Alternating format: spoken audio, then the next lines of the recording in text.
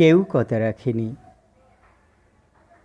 ৩৩ বছর কাটল, কেউ কথা রাখেনি।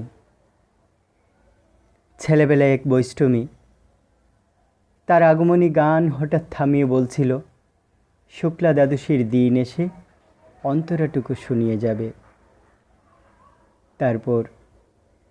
তারপর কত চন্দ্রবুক অমাবস্যা কেটে গেল, কিন্তু সেই বৈষ্ণবী আর এলো না। 25 বছর অপেক্ষায় আছি।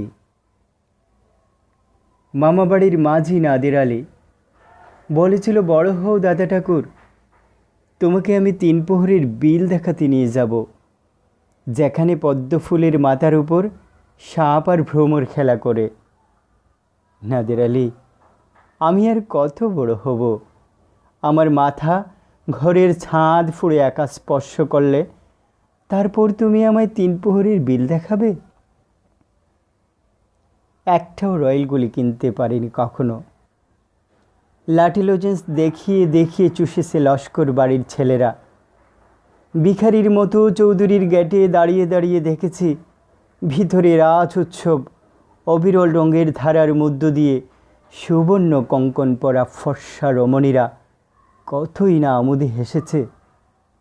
আমার দিকে কেউ ফিরেও তাকায়নি। বাবা আমার কাছে বলছিল, দেখিস একদিন আমরাও। বাবা এখন অন্ধ, আমাদের দেখা হয়নি কিছুই। সেই রয়্যালগুলি, সেই লাঠি লজেন্স, সেই রাজ উৎসব আমায় কেউ ফিরিয়ে দেবে না। বুকের ভেতর সুগন্ধি রুমাল রেখে বরুণা বলছিল, যেদিন আমায় সত্যিকারের ভালোবাসবি সেদিন আমার বুকেও সেরকম আতরের গন্ধ হবে। ভালোবাসার জন্য হাতের মুঠোই প্রাণ নিয়েছি আমি। দুরন্ত শাড়ির চুকে বেঁধেছি লাল কাপড়, বিশ্ব সংসারে তন্ন তন্ন করে খুঁজে এনেছি 108টি নীলপদ্ম। তবু বরুণা কথা রাখেনি।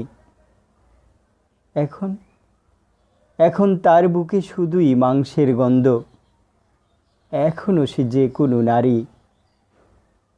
33 বছর পার হয়ে গেল, কেউ কথা রাখেনি, কেউ কথা রাখেনি।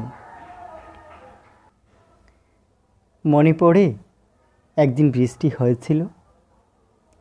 একদিন ডাউন ট্রেনের মতো বৃষ্টি এসে থেমেছিল আমাদের স্টেশনে। সারাদিন চোর ডাকাতের মতো উৎপাত শুরু করে দিয়েছিল তারা। ছোটোখাটো রাজনীতিকের মতো পাড়ায় পাড়ায় জুড়ে দিয়েছিল অত স্লোগান।